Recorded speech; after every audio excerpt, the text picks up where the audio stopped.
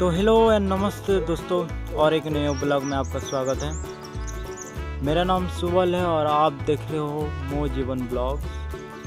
तो दोस्तों, आज का ब्लॉग ये है कि हम जाने वाले हैं बाज़ार, जो कि हमारे इधर पास में ही होता है एक बाज़ार, और मेटू बाज़ार बोलते हैं। तो उधर जाएंगे, उधर जाके हम लोग वो टाटू बनवाने की सोचे हैं। तो टाटू बनवाएंगे उधर जाकर। तो वो दुकान में कैसा कैसा टाटू है मैं आपको ब्लॉग में दिखाऊंगा, तो वीडियो में बने रहें। तो ब्लॉग को स्टार्ट करते हैं।